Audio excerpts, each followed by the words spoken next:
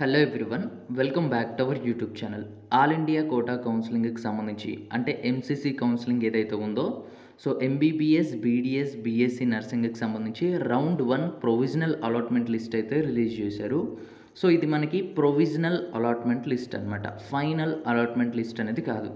So ఈ provisional allotment list ప్రకారం మనకి కట్ ఆఫ్ ఎంత ఉంది, ఈ ఫస్ట్ రౌండ్లో సీట్ వచ్చిన వాళ్ళు ఏం చేయాలి, రాని వాళ్ళు ఏం చేయాలి, సో మనకి ఫైనల్ రిజల్ట్ అనేది ఎప్పుడు వస్తుంది, వచ్చాక ఫైనల్గా సీట్ అలాట్మెంట్ అనేది ఎలా డౌన్లోడ్ చేసుకోవాలి అనేది కంప్లీట్ డీటెయిల్స్ వీడియోలో ఎక్స్ప్లెయిన్ చేస్తాను.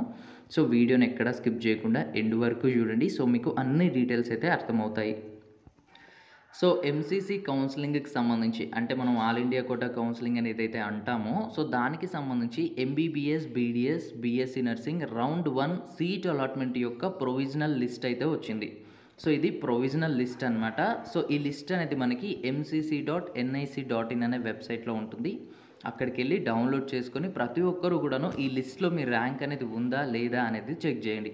సో ఒకవేళ ఈ లిస్ట్లో మీ ర్యాంక్ అనేది ఉంది అని అనుకుంటే, so me all India rank అనేది ఉంది అనుకుంటే మీకు 99.9% సీట్ వచ్చేసినట్లే. సో 99.9% ఎందుకు వచ్చేసినట్లు అంటున్నాను, 100% ఎందుకు కాదు అంటున్నానంటే, సో ఇది మనకి ప్రొవిజనల్ లిస్ట్ అనమాట. సో దీంట్లో ఏమైనా చిన్న చిన్న డిస్క్రిపెన్సెస్ ఉన్నా కానివ్వండి, లేదంటే చిన్న చిన్న మిస్టేక్స్ ఏమైనా ఉన్నా కానీ దాన్ని మోడిఫై చేసేసి మనకి ఫైనల్ లిస్ట్ అనేది మళ్ళీ రిలీజ్ చేస్తారనమాట. సో మోస్ట్లీ ఈ లిస్ట్లో ఉన్న వాళ్ళందరికీ కూడాను సీట్ వచ్చేసినట్లే. బట్ ఎక్కడో చిన్న 0.1% ఏదైనా ఉంటే దాన్ని మోడిఫై చేసి ఫైనల్ రిజల్ట్స్లో ఇస్తారు. సో దీంట్లో వచ్చింది కదా, నా పీడిఎఫ్లో నా ర్యాంక్ అనేది ఉంది, ఏ కాలేజ్లో ఉంది అని చెప్పి ఆ కాలేజ్కి వెళ్ళి రిపోర్ట్ అవ్వడానికైతే ప్రయత్నించకండి. సో ఫైనల్ రిజల్ట్ వచ్చేంత వరకు వెయిట్ చేయండి. ఫైనల్ రిజల్ట్ అనేది 24th ఆగస్ట్ మధ్యాహ్నం 1 తర్వాత కానీ ఆ రోజు రాత్రి కానీ వచ్చే అవకాశం అయితే ఉంది. సో ఇక మనకి ఈ లిస్ట్లో ఆల్ ఇండియా ర్యాంక్ అనేది ఉంటుంది.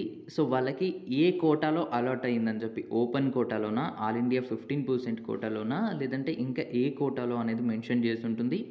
ఏ ఇన్స్టిట్యూట్లో ఏ కాలేజ్లో అలాట్ అయింది అని చెప్పి ఆ కాలేజ్ నేమ్ కానీ ఇన్స్టిట్యూట్ కానీ మెన్షన్ చేసి ఉంటుంది. కోర్స్ ఏంటి, ఎంబీబీఎస్లోనా, బీడీఎస్లోనా, నర్సింగ్లోనా అనేది మెన్షన్ చేసి ఉంటుంది. ఇక అలాటెడ్ కేటగిరీ, స్టూడెంట్కి ఏ కేటగిరీలో సీట్ అలాట్ అయ్యింది అనేది ఇక్కడ మెన్షన్ చేసి ఉంటుంది, అంటే క్యాస్ట్కి సంబంధించి అనమాట. దాని తర్వాత క్యాండిడేట్ యొక్క కేటగిరీ, సో స్టూడెంట్కి ఏ కేటగిరీలో సీట్ అలాట్మెంట్ చేశారు అనేది ఉంటుంది. అట్లాగే స్టూడెంట్ ఏ కేటగిరీకి చెందినవారు అనేది కూడా మెన్షన్ చేసి ఉంటుంది. సో అండ్ ఇక్కడ పక్కన అలాటెడా నాట్ అలాటెడా అనేది కూడా చేసి ఉంటుంది. సో అలాట్ అయిన డేటానే ఉంటుంది మోస్ట్లీ దీంట్లో. సో ఇదనమాట. సో దీని అబ్రివేషన్స్ కానీ మీకు అర్థం అవ్వట్లేదు అనుకుంటే, సో ఫస్ట్ పేజీలోనే అబ్రివేషన్స్ కూడా ఇచ్చారు, ఇక్కడ చెక్ చేయొచ్చు. సో ప్రజెంట్ నవ్వు అయితే ప్రతి ఒక్కరు కూడాను ఈ ప్రొవిజనల్ ర్యాంక్ లిస్ట్ అనేది డౌన్లోడ్ చేసుకొని సీట్ అలాట్మెంట్ లిస్ట్ అనేది, సో దీంట్లో మీకు ర్యాంక్ ఉందా లేదా అనేది చెక్ చేయండి. సో ఇకపోతే ఇప్పటి వరకు కూడాను మనం అలాట్మెంట్ ఆర్డర్ని ఎక్కడ కూడాను డౌన్లోడ్ చేసుకునే అవకాశం అయితే లేదు.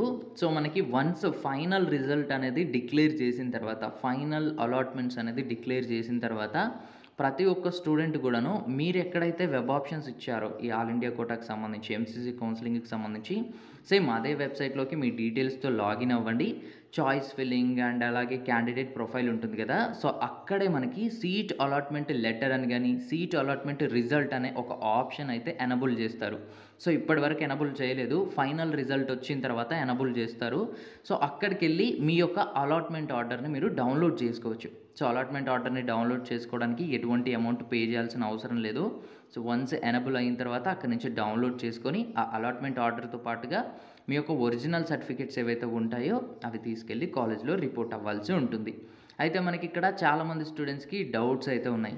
సో మరి నాకు ఫస్ట్ రౌండ్లో సీట్ వచ్చింది, నేను ఖచ్చితంగా కాలేజ్కి వెళ్ళి రిపోర్ట్ చేయాలా, చేయకపోతే నెక్స్ట్ రౌండ్కి నాట్ ఎలిజిబులా అని చెప్పి.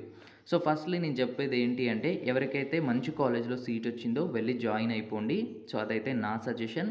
అండ్ ఎవరికైతే సీట్ వచ్చిందో సో హార్ట్లీ కంగ్రాచులేషన్స్ అండి. సో ఇక ఫస్ట్ రౌండ్ రూల్స్కి సంబంధించి కానీ మాట్లాడుకుంటే, ఒకవేళ మీకు రౌండ్ 1లో సీట్ వచ్చింది అనుకోండి, సో మీరు కాలేజ్కి వెళ్ళి జాయిన్ అవ్వాలి అని అనుకోవట్లేదు అనుకోండి. సో మీరు కాలేజ్కి వెళ్ళి జాయిన్ అవ్వకపోయినా నో ప్రాబ్లం, మీ సెక్యూరిటీ డిపాజిట్ ఎక్కడా పోదు అండ్ మీ అమౌంట్ కూడా ఎక్కడా పోదు.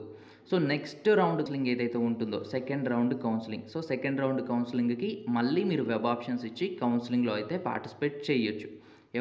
ఎవరైతే ఇప్పుడు సీట్ వచ్చి కూడా జాయిన్ అవ్వరో సో వాళ్ళు కూడా నెక్స్ట్ రౌండ్లో పార్టిసిపేట్ చేయొచ్చు, నో ప్రాబ్లం. ఒకవేళ ఎవరికైతే సీట్ వచ్చిందో వాళ్ళు కాలేజ్కి వెళ్ళి జాయిన్ అవుతారు.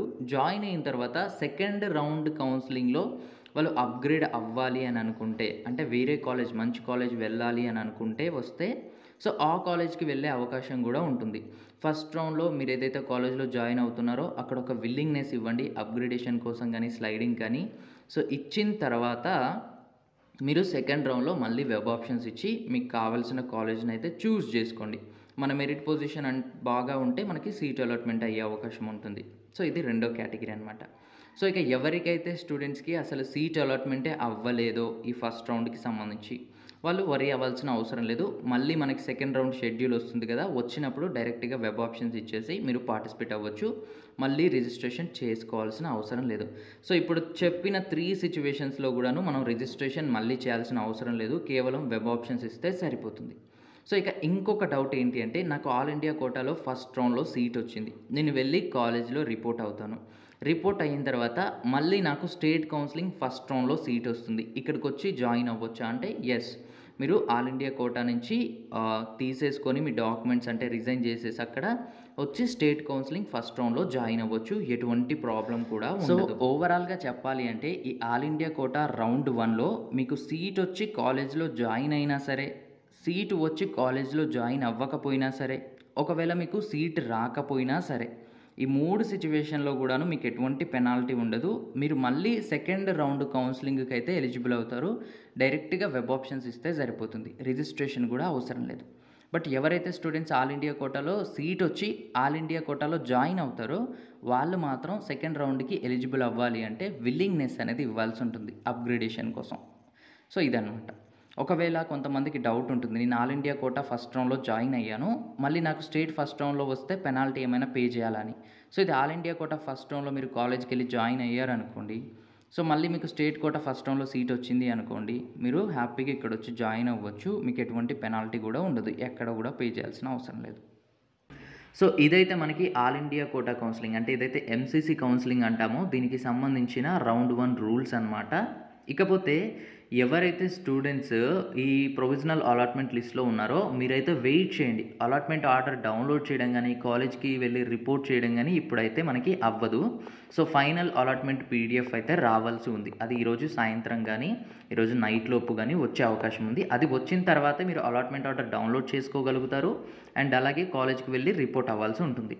సో వన్స్ మనకి ఎవరికైతే ప్రొవిజనల్ అలాట్మెంట్ లిస్ట్లో పేరుందో అంటే ర్యాంక్ ఉందో వాళ్ళ ర్యాంకు లేదు అనుకుంటే మనకి ఫైనల్ పీడిఎఫ్ వచ్చిన తర్వాత అయినా వాళ్ళ ర్యాంక్ ఉందో వాళ్ళు సేమ్ ఎంసీసీ వెబ్సైట్లోకి ఓపెన్ చేయండి. ఓపెన్ చేసిన తర్వాత యూజీ మెడికల్లో కిందికి కానీ స్క్రోల్ చేసినట్లయితే ఇక్కడ పార్టిసిపేటింగ్ ఇన్స్టిట్యూట్స్ అని ఉంది కదా, సో దీన్ని క్లిక్ చేయండి. క్లిక్ చేసిన తర్వాత నెక్స్ట్ పేజ్ అనేది ఈ విధంగా ఓపెన్ అవుతుంది. సో నెక్స్ట్ పేజ్లో మనకి టైప్ ఆఫ్ ఇన్స్టిట్యూట్లో ఆల్ సెలెక్ట్ చేయండి, ఇన్స్టిట్యూట్స్లో మళ్ళీ ఆల్ సెలెక్ట్ చేయండి అండ్ నెక్స్ట్ వచ్చేసి ప్రోగ్రామ్ ఏదైతే ఉందో ప్రోగ్రాంలో కూడా ఆల్ సెలెక్ట్ చేసేసి సబ్మిట్ కొట్టేసేయండి. సబ్మిట్ చేసినట్లయితే మనకి నెక్స్ట్ పేజ్ ఈ విధంగా ఓపెన్ అవుతుంది.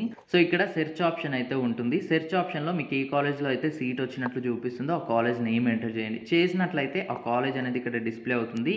ఇక్కడ కాలేజ్ ప్రొఫైల్ వ్యూ ప్రొఫైల్ మీద క్లిక్ చేశారనుకోండి, దాంట్లో ఫీజు ఎంత ఉంటుంది, కాంటాక్ట్ డీటెయిల్స్ ఏంటి, కంప్లీట్ అడ్రస్ ఏంటి అనేది వస్తుంది. అలాగే వ్యూ బాండ్ మీద క్లిక్ చేశారనుకోండి, ఆ కాలేజ్లో ఎటువంటి బాండ్స్ ఉన్నదనేది ఇక్కడ డిస్ప్లే అవుతుంది. సో మీరు దీన్ని బట్టి చెక్ చేసుకోవచ్చు అనమాట. ఇకపోతే మనకి కావాల్సిన డాక్యుమెంట్స్ ఏంటి, ఏమేమి డాక్యుమెంట్స్ కావాలి అనేది నేను గ్రూప్లో అయితే షేర్ చేస్తాను, అక్కడి నుంచి మీరు డౌన్లోడ్ చేసుకొని చెక్ చేసుకోవచ్చు. సో ఇకపోతే ఈ ఎంసీసీ కౌన్సిలింగ్కి సంబంధించి రౌండ్ 1 ఎంబీబీఎస్ కట్ ఆఫ్ కానీ మనం చూసుకుంటే అన్రిజర్వ్డ్ కేటగిరీ అంటే ఓపెన్ కేటగిరీ స్టూడెంట్స్ ఉంటారు కదా, సో వారికి 660 మార్క్స్ దగ్గర ఆగిపోయింది. 660 మార్క్స్ కంటే తక్కువ ఉన్న స్టూడెంట్స్కి సీట్ అయితే రాలేదన్నమాట. అలాగే ఓబీసీ కేటగిరీ స్టూడెంట్స్ ఎవరైతే ఉన్నారో వీరి కట్ ఆఫ్ అనేది 658 దగ్గర ఆగిపోయింది అండ్ అలాగే ఈడబ్ల్యూఎస్కి 654 దగ్గర ఆగిపోయింది. ఎస్సీ కేటగిరీకి 575, ఎస్టీ కేటగిరీకి 544 దగ్గర అయితే ఈ కట్ ఆఫ్ అనేది ఆగిపోయింది. కట్ ఆఫ్ అంటే ఏంటి అంటే, సో చివరిగా ఏ స్టూడెంట్కి అయితే ఈ కౌన్సిలింగ్లో సీట్ వచ్చిందో వాళ్ళ కేటగిరీలో అదే ఆ కేటగిరీకి సంబంధించిన కట్ ఆఫ్ అనమాట. సో ఇదైతే కట్ ఆఫ్. సో ఎవరికైతే సీట్ వచ్చిందో హార్ట్లీ కంగ్రాచులేషన్స్ అండి. అండ్ ఎవరికైతే సీట్ రాలేదో మనకి ఇంకా second round, third round, stray vacancy round ఉంది. సో వెయిట్ చేద్దాము, let's hope for the best and so ఈ రౌండ్ 1కి సంబంధించి ఫైనల్ అలాట్మెంట్ పీడిఎఫ్ కూడా రిలీజ్ అవుతుంది. రిలీజ్ అవ్వగానే మన వెబ్సైట్లో ఏ కాలేజ్లో ఏ కేటగిరీకి ఎంత కట్ ఆఫ్కి సీట్ ఆగిపోయింది అన్న కాలేజ్ వైజ్ కట్ ఆఫ్స్ అయితే మన వెబ్సైట్లో అప్డేట్ చేస్తాను. సో ఇప్పటివరకు అయితే నేను కాలేజ్ వైజ్గా తీయలేదు, ఎందుకంటే ఇది ప్రొవిజనల్ లిస్ట్ కాబట్టి. ఫైనల్ లిస్ట్ రాగానే ఇమీడియట్గా మన వెబ్సైట్లో కాలేజ్ వైజ్గా అయితే పెట్టడం జరుగుతుంది. So thanks for watching.